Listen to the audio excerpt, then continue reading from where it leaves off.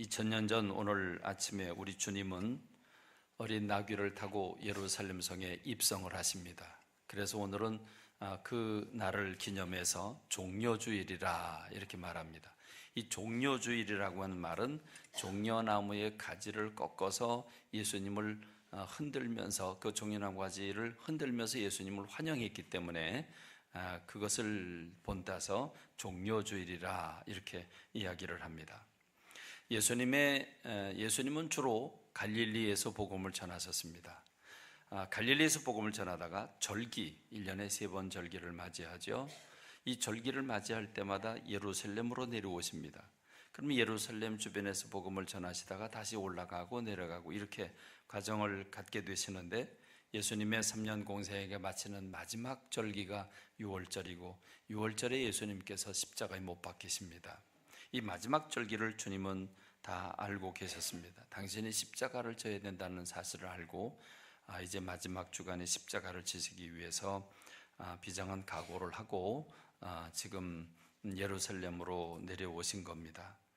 예수님은 예루살렘에 오실 때마다 나사로 그리고 마르다, 마리아가 있는 그 베다니, 약 예루살렘으로부터 한 5리 정도 떨어져 있는 베다니에서 머무르시다가 아침이 되면 예루살렘으로 와서 복음을 전하시고 다시 저녁이 되면 내려가는 이런 습관이 계셨습니다.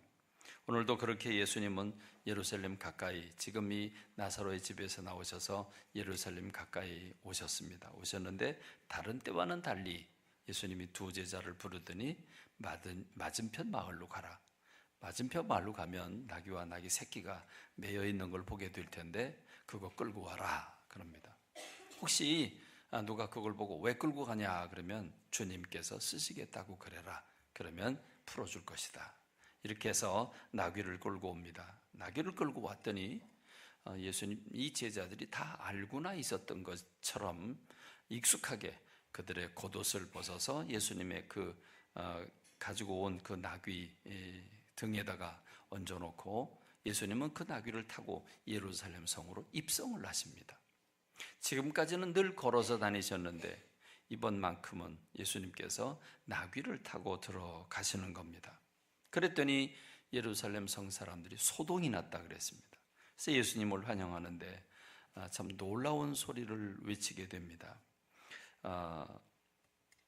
그들은 다윗의 자손이여 찬송하리로다, 주의 이름으로 오시는 이여 가장 높은 곳에서 호산나 이렇게 외치면서 예수님을 환영하고 있는 광경이 오늘 본문의 광경입니다. 오늘 본문의 사건을 보면 그 구성이 아주 엉성합니다. 예수님은 왜 그 나귀를 타셨을까? 그 나귀도 나귀 새끼입니다. 누가복음에 보면 사람을 한 번도 태워보지 아니한 나귀 새끼라고 표현하고 있습니다. 실제로 옛날 사람들은 나귀를 많이 탔습니다. 나귀는 주로 짐을 싣고 또는 마차를 끌고 가는 동물인데, 우리나라만 해도 옛날에 나귀를 탔고 지금도 인도에 가면 우마차가 있고 나귀도 타고 있는 모습을 볼 수 있습니다. 중국에서는 차마고도라고 하는 높은 산에 차량이 들어가지 않으니까 주로 나귀에다가 그들의 소금이라든지 그들이 캔 그 버섯이라든지 그런 걸 싣고서 팔러 다니는 그런 모습을 지금도 우린 볼 수 있습니다. 그런데 예수님은 자기의 나귀도 아니고 남의 나귀를, 그것도 어미도 아니고 사람이 한 번도 타보지 않은 그 새끼 나귀를 타고서 예루살렘 성에 입성을 하십니다. 그런데 제자들은 그걸 말리지도 않습니다. 그리고 자연스럽게 그들의 겉옷을 벗어서 예수님의 그 나귀 등에다가 깔아주는 거죠. 여러분, 지금 이 나귀를 잘 관찰해 보면 이 나귀는 사람을 한 번도 태워보지 않은 새끼 나귀라고 그랬습니다. 여러분, 말이라고 하는 동물은 사람이 타도록 길들여진 게 말인데, 이 말도 처음에 사람을 태울 때는 난리법석을 합니다. 그래서 말도 사람 태우기 전에 먼저 길들이기를 합니다. 여러분, 이 나귀도 짐을 한 번도 지어본 적이, 사람을 태워본 적이 없는데 사람을 태우면 이 나귀가 어떻게 반응을 했을까요? 아마 순순하게 반응하지는 않았을 것 같아요.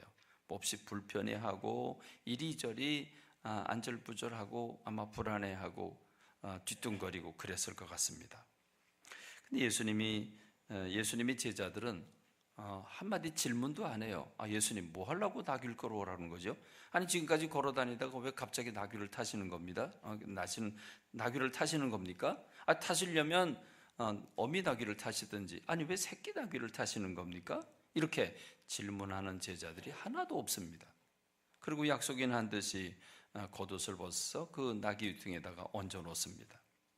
더더욱 이상한 것은 예루살렘 주민들이죠. 예루살렘 성에 살고 있는 주민들은 예수님을 열광하고 열렬히 환영하고 있습니다. 이 호산나 다윗의 자손이라고, 다윗이라고 하는 사람은 구약 역사 가운데 가장 넓은 영토를 차지하고 있던 이스라엘 민족의 영웅과 같은 존재가, 왕들 중에 왕이 다윗입니다. 그런데 그 다윗의 이름을 불러가면서 예수님을 환영하고 있는 거죠. 우리나라에는 독립문은 있는데 개선문은 없습니다. 왜 우리나라는 개선문이 없을까? 개선문이란 전쟁에서 이기고 돌아오는 군사를 환영하고 기념하기 위해서 세운 문이죠. 이 로마는 세계를 정복하는 꿈을 가지고 있었기 때문에 그렇게 전쟁을 주로 했고, 전쟁에서 이기고 돌아올 때 이 개선문을 만들어 가지고 환영을 하죠. 유럽과 같은 경우도 제국주의에 많은 영향을 받고 있었기 때문에 특히 프랑스 파리에 있는 그 개선문은 나폴레옹의 승리를 기념하기 위해서 그 문을 만들어 놓습니다. 우리나라는 개선문이 없는데 좋게 말하면 우리나라는 평화를 사랑하는 민족이기 때문에 남의 나라에 들어가서 뺏고 이런 거 안 했습니다. 그렇죠? 그런데 다른 나라는 우리나라를 쳐들어오는데 그걸 막아내고 힘겹게 독립을 쟁취해서, 그래서 파리의 개선문을 본따서 독립문을 서대문에다 만들어 놓은 거는 그건 근래의 일입니다. 그러니까 생각해 보십시오. 왕이 전쟁에서 승리하고 돌아오는데 군사를 이끌고, 장수들을 뒤에 이끌고 이제 들어옵니다. 그런데 왕이 탄 그 말이나 그 마차가 어떠했겠습니까? 굉장히 화려했을 것 같고 의리의리한 장식들이 있었을 것 같습니다. 말 중에서도 제일 늠름하고 근육질인 말을 탔을 것 같습니다.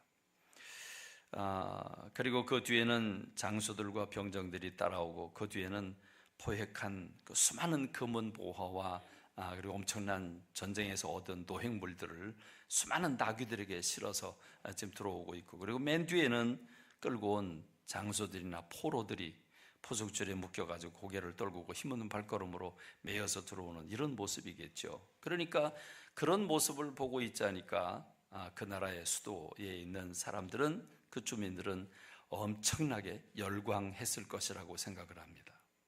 그렇습니다.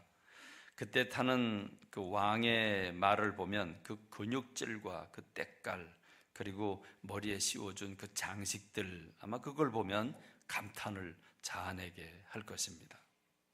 근데 여러분 한번 상상해 보시죠. 큰 전쟁에서 승리하고 돌아오는 왕이 농사일이나서는 늠름하지 못한 근육질도 없는, 귀가 커다랗고 눈망울이 커서 겁집어 먹은 그런 노새, 그런 나귀를, 그것도 한 번도 사람을 안 태운 그런 뒤뚱거리는 불안해하는 나귀를 타고 들어온다. 그럼 여러분 사람들이 뭐라고 생각했을까요? 말은 다 얻다 팽개치고 저렇게 노새를 타고 들어오나, 전쟁에서 패했나 보다, 목숨만 겨우 부지하고 왔나 보다, 뭐 그러지 않겠습니까? 예수님이 지금 바로 그 모습인 겁니다. 그리고 예수님 뒤에 따라오는 행렬은 군대도 아니고 병정들도 아니고, 여러분 바닷가에서 고기나 잡던 배우지 못한 어부들의 무리가 말도 아닌 걸어서 엉거주춤 들어오고 있습니다. 아주 졸잡부들이죠. 들어오고 있습니다. 그러니까 여러분 그 한 번도 사람을 태워보지 못한 새끼 나귀를 탄 예수님과 그 뒤에 따라오는 제자들의 행렬, 아무리 봐도 이건 개가 다 웃을 일입니다. 뭐 저런 초라한 행렬이 있어, 저건 좀 뭐 하는 거야? 저런 거지들의 행렬이야? 여러분 이러지 않겠습니까? 그런데 여러분 보십시오. 예루살렘의 주민들은 열렬히 열광을 하고 있습니다. 이게 도대체 어떻게 된 상황일까요? 그들은 손에 종려나무 가지를 들었습니다. 그리고 겉옷을 벗어서 길에 깝니다. 여러분, 이 겉옷이라고 하는 거, 여러분의 겉옷을 생각해 보세요. 그래도 여러분이 여러분 집에 있는 것 중에 가장 깨끗하고 가장 어울리는 여러분을 상징할 수 있는 옷이 겉옷 아니겠습니까? 겉옷을 벗어서 길에 깐다는 얘기는 내 명예와 내 자존심과 내 모든 영광을 당신에게 바친다는 의미가 아니겠습니까? 마치 빨간 그런 벨벳을 깔아놓는 것처럼 그렇게 지금 예수님이 가는 나귀 앞에 그들의 겉옷을 벗어서 그들은 소리를 지릅니다. 그들이 외치는 말이 결정적이죠. 앞에서 가고 뒤에서 따르는 무리가 소리 높여 이르되 호산나 다윗의 자손이여 찬송하리로다. 주의 이름으로 오시는 이여 가장 높은 곳에서 호산나. 누가는 이렇게 기록하고 있습니다. 찬송하리로다. 주의 이름으로 오시는 왕이여 하늘에는 평화요 가장 높은 곳에는 영광이로다. 그럽니다. 여러분, 그러니까 지금 예루살렘 성 주민들은 지금 분명히 예수님을 왕으로 인식하고 있다고 하는 겁니다. 그러니까 뭔가 착각하고 있든지 뭔가 착시 현상이 일어난 겁니다. 지금 돌아가는 상황을 보면 지금 예수님의 그 퍼포먼스 하는 모습이나 제자들의 모습을 보면 이건 개가 다 웃을 일입니다. 그런데 주민들은 어마어마한 왕을 환영하는 것처럼 그렇게 환영하고 있는 모습입니다. 도대체 이해가 안 가는 풍경이라는 것입니다. 예수님의 제자들은 왜 예수님께 그 겉옷을 벗어서 나귀 등 위에 깔아드리고 그리고 지금 아주 의기양양하게 예수님의 뒤를 따라 들어오고 있는 걸까? 마치 개선 장군을 그리고 그 병정들을 장수들을 흉내내는 것 같은 그런 느낌입니다. 근데 가만히 보면 제자들은 정말로 예수님을 왕이 되는 줄로 알고 즉 100% 조금도 의심하지 않고 그렇게 지금 의기양양하게 예수님을 모시고 들어오고 있는 겁니다. 여러분, 지금까지 무슨 사건이 있었습니까? 예수님께서 예루살렘으로 올라오는 동안에 이들은 직감을 합니다. 이제 예수님께서 왕이 되시는가 보다, 때가 됐나 보다, 이렇게 생각을 하고 길거리에서 서로 쌈박질합니다. 누가 높으냐, 누가 크냐. 그런데다가 기름을 붓는 사건이 일어나죠. 야고보와 요한의 어머니가 예수님께 와가지고 예수님이 이제 왕이 되시면 예수님의 왼편과 오른편, 좌편과 우편에 내 아들 둘을 양쪽으로 앉혀주세요. 그 소리를 듣고서 제자들이 막 화가 나가지고 막 쌈박질하는 이런 모습들을 우리가 보지 않습니까? 이런 모습을 보면 분명히 지금 제자들은 예수님이 이제는 왕이 되시는 줄 알았다라고 하는 사실을 발견할 수 있습니다. 그렇다고 하면 예루살렘 주민들은 왜 그렇게 예수님 열렬히 환영했을까요? 이스라엘 백성들은 선택받은 선민들입니다. 그리고 이스라엘 백성들은 하나님의 사랑을 받아야 합니다. 그런데 그들은 불순종함으로 말미암아 하나님의 징계의 채찍을 받고 있습니다. 그러나 그럼에도 불구하고 하나님은 선지자들을 통해서 이스라엘이 영원히 그렇게 압제받는 게 아니라 메시아를 보내셔서 구원할 날이 있다고 하는 사실을 선지자들을 통해서 수없이 예언했습니다. 그런데 예수님은 어떤 분입니까? 예수님은 이 땅에 오셔서 병든 자를 고치셨습니다. 안질병이, 눈먼 소경과 또 다리 저는 사람들을 다 고쳐주셨습니다. 그리고 오병이어의 사건, 보리떡 5개 물고기 2마리로 5,000명이 먹고 남는 기적의 역사가 막 일어납니다. 바다 위를 걸으십니다. 그리고 죽은 자를 살리십니다. 그렇습니다. 어느 누구도 인류 역사상 이와 같은 사람이 없었죠. 이걸 흉내내는 사람이 단 한 사람도 없었는데 예수님은 분명히 메시아였습니다. 그래서 사람들은 메시아로 환영하는 겁니다. 이제야말로 빛이 비친다고, 이제야말로 구원자가 오셨다고 그들은 열렬히 환영을 하고 있는 겁니다. 그렇다면 예수님은 어떻게 반응을 하셨을까요? 예수님은 왜 어린 그 새끼를 타고서 예루살렘 성으로 지금 들어가고 계시는 걸까요? 그럼 예수님 자신도 그렇게 생각하고 계셨을까요? 자, 여기서 누가복음에 보면 이렇게 이스라엘 백성들이 막 예루살렘 주민들이 소동하는 모습을 보고서 바리새인들이 예수님께 와가지고 항의를 합니다. 선생이여, 당신의 제자들을 책망하소서 그럽니다. 이걸 우리말로 표현하면, 예수님 지금 뭐 하는 겁니까? 지금 이게 뭐 하는 짓입니까? 바로 그 뜻입니다. 책망해 달라는 거죠. 저들이 미쳤다는 거죠. 그러니까 예수님이 이렇게 대답을 하십니다. 만일 이 사람들이 침묵한다면 돌들이라도 소리 지를 것이다. 그러면 예수님이 부정하는 게 아니죠. 예수님 역시 인정하고 계신다고 하는 걸 알 수 있습니다. 그렇습니다. 제자들은 진짜 예수님 왕이 되는 줄로 알았고, 그리고 백성들은 메시아로 받아들였고, 예수님도 그걸 부정하지 않고 계시는 겁니다. 자, 그렇다고 하면 예수님이 좀 더 늠름하게 근육질의 말을 타고 멋지게 위풍당당하게 들어가셨어야 되는데, 왜 예수님은 그걸 거부하지 않으시고 시인하시는데도 불구하고 어린 나귀 새끼를 타고 들어가셨는가, 그 말입니다. 마태는 지금 이 사건을 이렇게 소개하고 있습니다. 마태는 지금 이 일어난 일련의 사건, 지금 이 이벤트, 이 퍼포먼스는 스가랴라고 하는 선지자를 통해서 예언한 예언이 성취되었다. 스가랴는 이렇게 예언을 하죠. 시온의 딸에게 이르기를 네 왕이 내게 임하시나니 그는 공의로우시며 구원을 베푸신다. 이 스가랴라고 하는 선지자 예언이 성취되었다고 선언하고 계십니다. 그렇습니다. 예수님은 만왕의 왕이신 줄로 믿습니다. 이 세상을 구원하기 위해서 이 땅에 오신 줄로 믿습니다. 그리고 구약의 이스라엘 백성들, 그리고 온 세계를 구원하기 위해서 모델로 먼저 뽑은 이스라엘 백성들, 그 이스라엘 백성들의 수도인 바로 예루살렘 성전, 하나님의 성전이 있는 예루살렘, 그 예루살렘의 주인은 바로 예수 그리스도이신 줄로 믿습니다. 그렇습니다. 분명히 예수님은 만왕의 왕이시고 예루살렘의 주인이시고 성전의 주인이십니다. 그런데 예수님은 왜 초라하게 한 번도 사람을 태워보지 못한, 그래서 그 나귀가 불안해하고 뒤뚱거리고 우스꽝스러운 그런 모습을 주님이 연출하고 계시는 것일까? 여기엔 분명한 의도가 계셨습니다. 여기엔 분명히 사람들에게 깨닫게 해주시려고 하는 주님의 무언의 가르침이 있는 줄로 믿습니다. 뭔가 세상 사람들이 착각하고 있다, 세상 사람들이 잘못 살아가고 있는 것을 우리 예수님께서 가르쳐 주시고 계시는 것이 바로 어린 나귀 새끼를 타고 예루살렘 성에 입성하시는 것입니다. 그렇다면 우리는 예수님을 바라보면서 예수님이 이렇게 하시는 의도를 캐치해야 되는 줄로 믿습니다. 저는 세 가지로 나누길 원합니다. 첫 번째는 예수님은 평화의 왕으로 이 땅에 오셨다고 하는 것을 사람들에게 각인시켜 주시고 계시는 겁니다.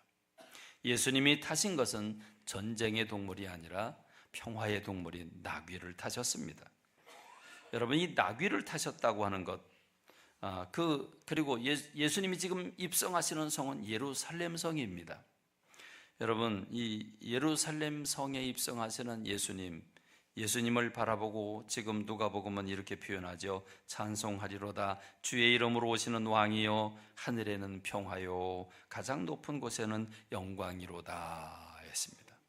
여기서 강조하고 있는 이 예수님은 평화의 왕으로 이 땅에 오셨다는 것입니다.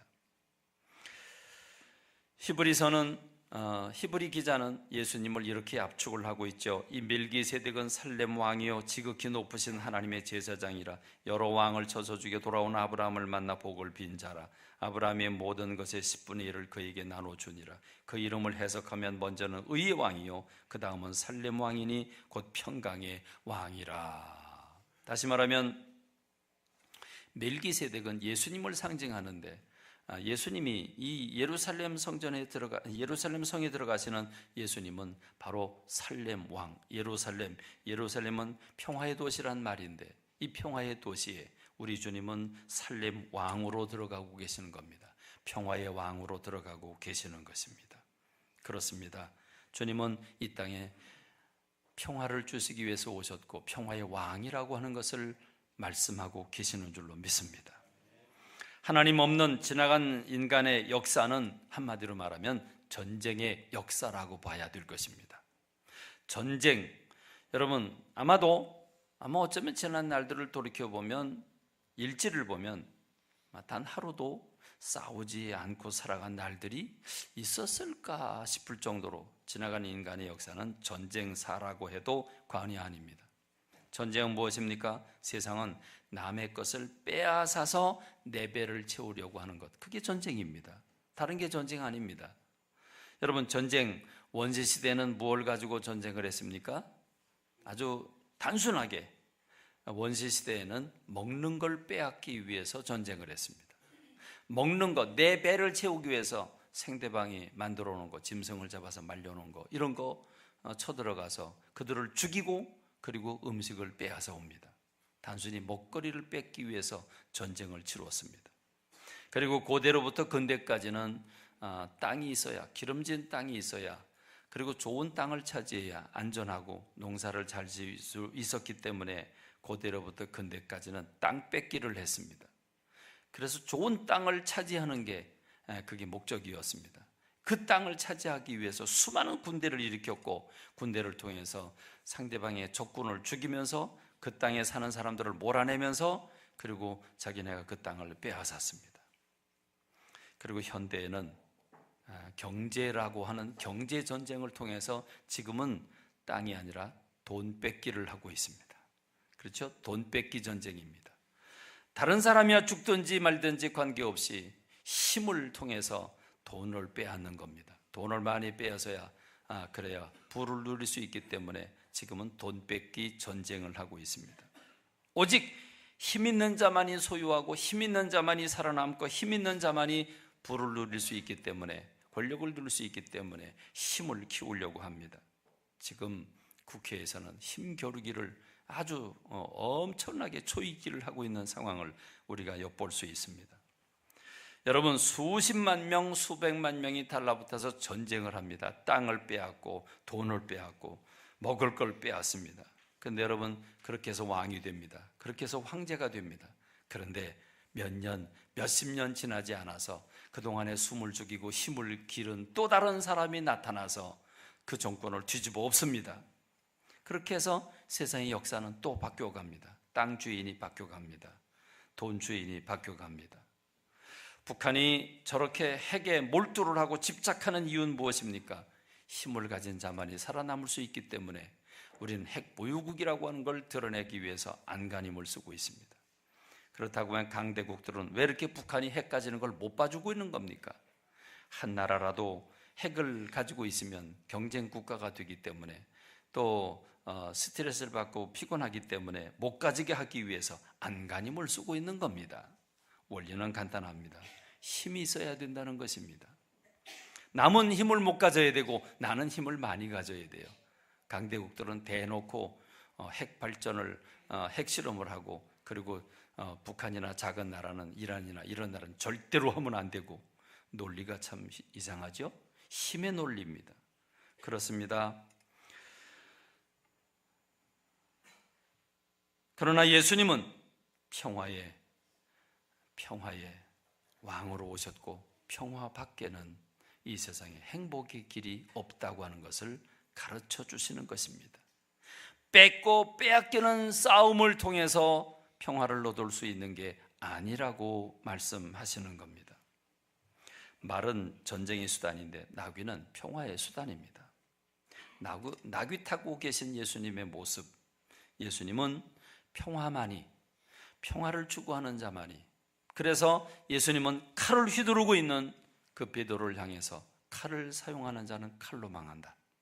그 칼로 칼을 휘두르면서 귀 조각이 떨어져 나간 그 말고라고 하는 대제사장의 종, 그 귀를 다시 붙여주면서 내 칼집에 내 칼을 도로 꽂아라. 칼로 사용하는 자는 칼로 망한다 하고 선언하고 계십니다. 그렇습니다. 오늘 우리는 적을 사랑해야 합니다. 원수를 사랑해야 합니다. 미운 사람들을 사랑해야 합니다. 그렇습니다. 예수님은 원수를 갚는 게 아니고 사랑해야 된다고 말합니다. 악을 악으로 갚고 욕을 욕으로 갚는 게 아니라 오히려 복을 빌어야 된다고 말씀을 하십니다. 그렇습니다. 우리는 능률과 효과를 얻기 위해, 그리고 힘을 얻기 위해서 싸우듯이 살아가고 있습니다. 그러나 주님은 평화를 우선해야 된다고. 우리는 평화를 나누는 공동체가 되어야 되고 평화를 맛보는 사람들이 되어야 된다고 말씀하고 계시는 줄로 믿습니다.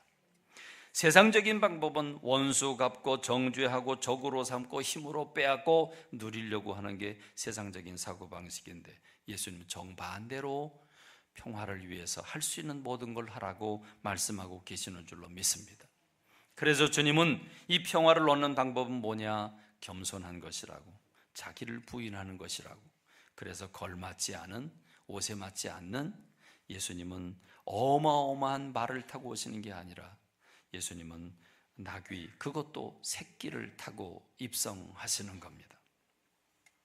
그래서 스가랴서 9장 9절은 시온에 따라 크게 기뻐할지어다, 예루살렘에 따라 즐거이 부를지어다. 보라, 네 왕이 내게 임하시나니 그는 공의로우시며 구원을 베푸시는데 겸손하여서 나귀를 타시나니 나귀의 작은 것 곧 나귀 새끼니라 라고 말하고 있습니다.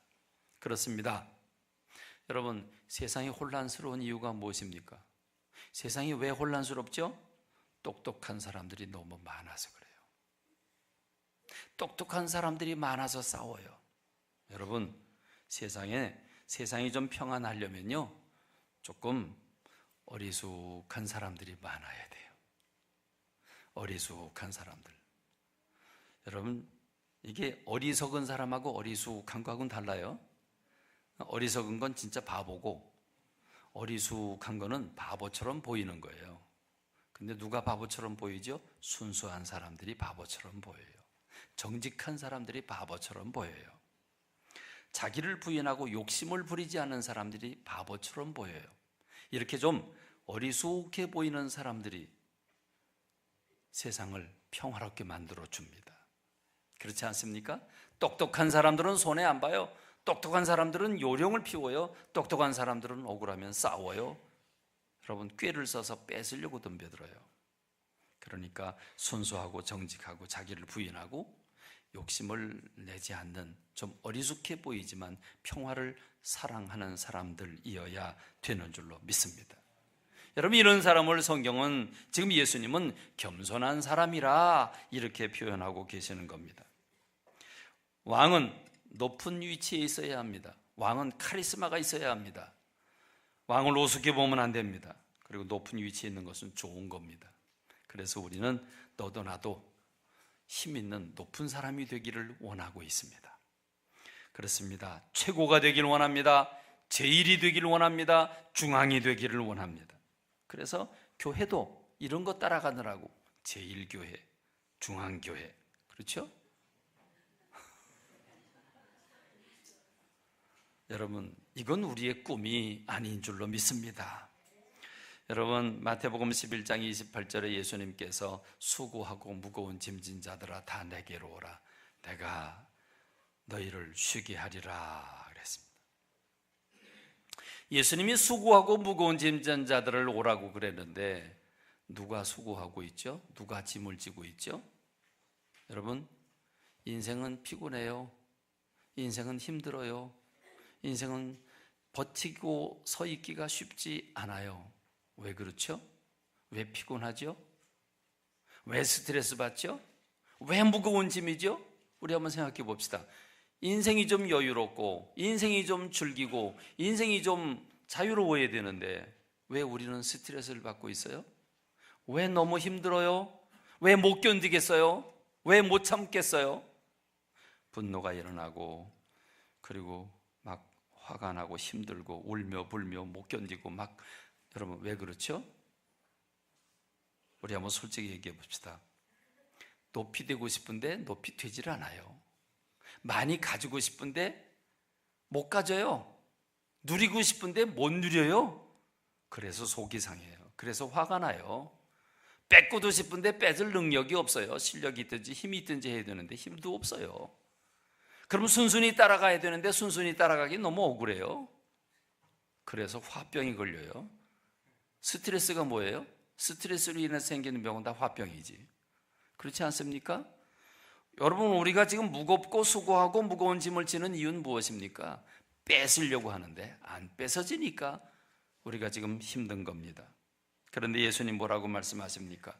나는 마음이 온유하고 겸손하니 와서 내게로 와서 이 나의 멍에를 메고 배워라.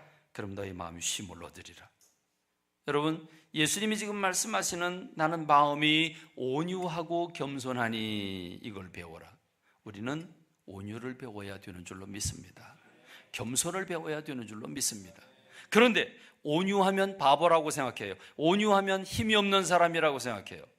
뭔가 강한 사람이 돼야지 그렇게 온유한 사람 돼서 되겠냐. 우리는 높은 사람, 카리스마가 있는 사람 되기를 원하지 자기를 부인하는 겸손한 사람이 되기를 원하지 않습니다. 그래서 피곤한 겁니다. 그래서 스트레스 받는 겁니다. 그렇습니다. 예수님은 서로 높아지려고 하는 이 높아지기 경쟁을 하고 싸움을 벌이고 있는 제자들을 불러 세워놓고 길거리에 세워놓고 예수님이 이렇게 말씀을 하십니다. 이방인의 집권자들이 그들을 임의로 주관하고 그 고관들이 그들에게 권세를 부리는 줄 너희가 알고 있는데 너희 중엔 그렇지 않다. 너희 중에 누구든지 크고자 하는 자는 너희를 섬기는 자가 되고 너희 중에 누구든지 으뜸이 되고자 하는 자는 모든 사람의 종이 되어야 하리라. 인자가 온 것은 섬김을 받으려 함이 아니라 도리어 섬기려 하고 자기 목숨을 많은 사람의 대속물로 주려고 이 땅에 오셨다라고 말씀을 하십니다. 예수님은 지금 퍼포먼스를 하고 계시는데 잠깐 동안 쇼하는 게 아닙니다. 애절한 마음으로 세상 사람들을 가르쳐주고 계시는 겁니다. 이 땅은 싸워서 뺏으려고 할 게 아니라 평화를 해야 된다. 평화는 어떤 방법으로 가능한 것인가? 자기를 부인하는 겸손이다. 그리고 서로 섬기는 데 있다. 그래서 예수님은 겸손을 본을 보이는 것이고 섬김을 본을 보이는 것입니다. 그렇습니다. 세상이 평화로우려면 자기를 내려놓고 다른 사람을 섬겨야 합니다. 그리고 예수님은 그 삶을 보여주셨습니다. 예수님은 원수를 적을 때려부시는 게 아니라 우리는 원수를 사랑해야 한다고 말씀하십니다. 악을 악으로 욕을 욕으로 갚아서 되는 게 아니라고 말씀을 하십니다. 베드로전서 3장 8절 너희가 다 마음을 같이하여 동정하며 형제를 사랑 불쌍히 여기며 겸손하며 악을 악으로 욕을 욕으로 갚지 말고 도리어 복을 빌어라. 이것을 위해서 너희가 부르심을 받았으니 이는 복을 이어받게 하려 하심이라. 그러므로 생명을 사랑하고 좋은 날을 보기를 원하는 자는 혀를 금하여 악한 말을 그치며 그 입술로 거짓을 말하지 말고 악에서 떠나 선을 행하고 화평을 구하며 그것을 따르라. 할렐루야.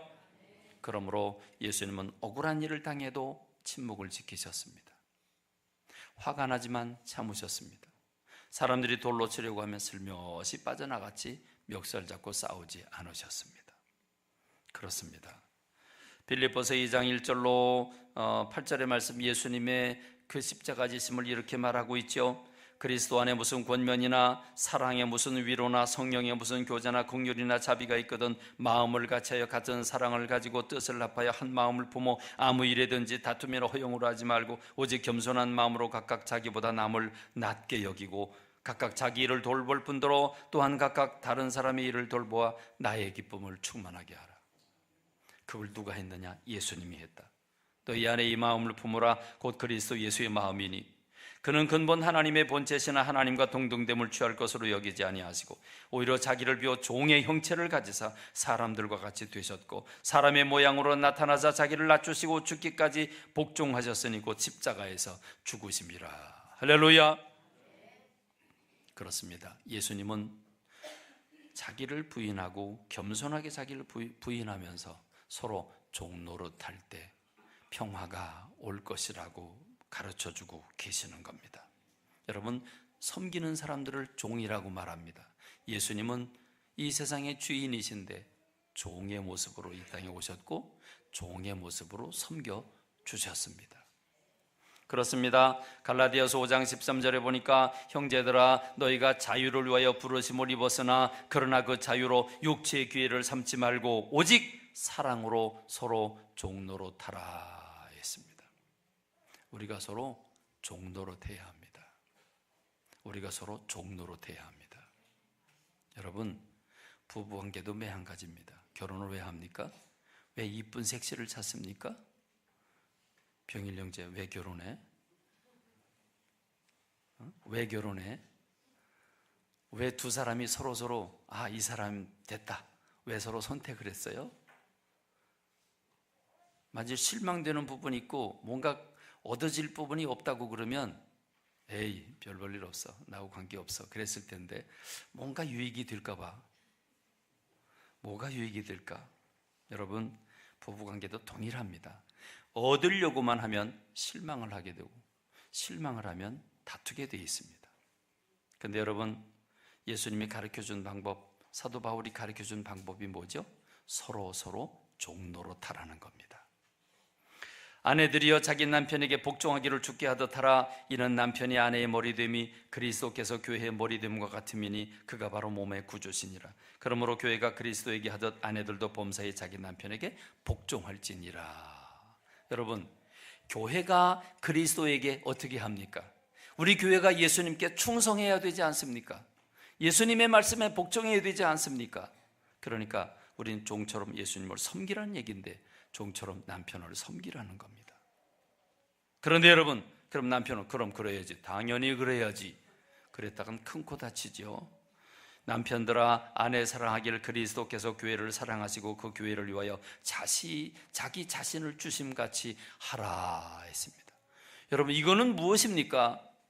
여러분, 예수님이 교회를 사랑한 것처럼, 교회를 사랑해서 자기 자신을 주신 것처럼, 그러니까 아내를 사랑하되 어느 정도로 사랑해라?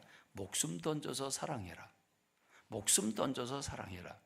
그러니까 남편들 보고 아내를 사랑하라고, 말만 사랑이라고 하는 단어를 썼지, 뭐 하라는 거죠? 뭐 하라는 거죠? 종노릇하라는 거죠.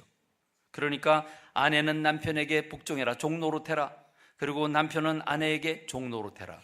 그러니까 뭐 하라는 거예요? 서로 종노릇하라는 거죠. 나는 고생을 안 하면서, 나는 편안하게 있으면서 시키려고만 하고, 나는 상대방을 통해서, 배우자를 통해서 뭔가 얻어내려고만 하니까 이득이 없어. 이득이 없으니까 헤어져야죠. 방법이 없어요. 내가 더 살아봤자 이득이 없는데. 여러분, 이혼을 하는데요, 정중하게 요청을 하는 거예요. 내가 정말 마음에 드는 사람 만났는데 내 살 날이 얼마나 많은가.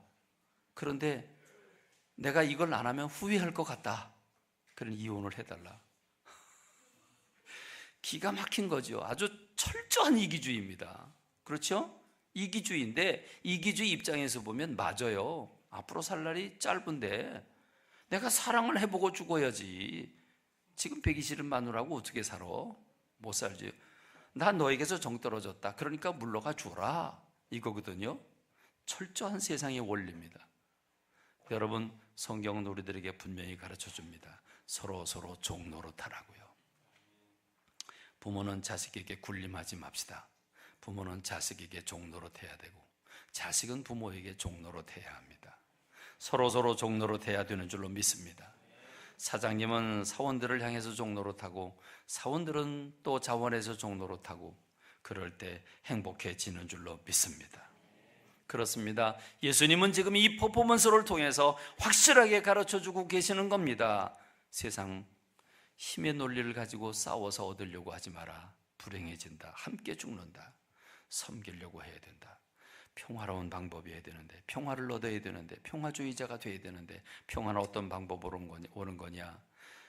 겸손하게 자기를 부인하고 서로 종노릇할 때 진정한 평화가 오는 것이다. 할렐루야, 할렐루야. 그런데 여러분, 예수님이 가르쳐 주셔서 좋아요. 좋긴 좋은데 그게 어디 마음대로 되나요? 원리는 알겠는데 근데 감정은 아니에요. 원리는 알겠는데 그렇게 몸이 안 돌아가요. 미운 걸 어떻게 해? 싫은 걸 어떻게 해? 여러분, 그렇습니다. 그래서 우리는 내 정신 갖고는 안 돼요. 우리는 성령님의 정신이어야 되는 줄로 믿습니다. 성령의 인도를 받아야 합니다. 술 취하지 마라. 이는 방탕한 것이니 오직 성령으로 충만함을 받으라. 성령으로 충만함을 받았을 때 어떤 결과가 옵니까? 저는 이 구절을 성경 가운데 참 좋아합니다. 성령 충만 받고 난 다음의 상태, 말을 하면 시가 돼요. 시가 뭐예요? 단어 열거해 놓은 게 시인데, 그 시가요, 성령 충만을 받고 하는 말은 시가 돼요. 거기다가 음을 붙이면 찬송이 돼요. 신령한 노래가 돼요. 그러니까 시와 찬송과 신령한 노래들로 서로 화답하며 성령 충만해서 주고받는 말은 시가 되는 줄로 믿습니다. 찬송이 되는 줄로 믿습니다. 너희 마음으로 주께 노래하며 찬송하며 범사의 우리 주 예수 그리스도의 이름으로 항상 아버지 하나님께 감사하며 그리스도를 경외함으로 피차 복종하라. 성령 충만 받으면 서로 종노릇 할 수 있게 되는 줄로 믿습니다. 저는 여러분들에게 간곡하게 부탁합니다. 여러분, 이 고난주간에 기도를 회복하시기 바랍니다. 고난주간에 기도를 회복하시기 바랍니다. 기도를 통해서 성령 충만을 체험하는 여러분 되시기를 바랍니다. 그래서 자기를 부인하고 서로 종노릇함으로써 진정한 가정의 평화가 오기를 바랍니다. 여러분이 몸담고 있는 직장이 평화가 오기를 바랍니다. 여러분이 가는 곳마다 평화의 역사가 일어나기를 주님의 이름으로 축원합니다. 기도하겠습니다.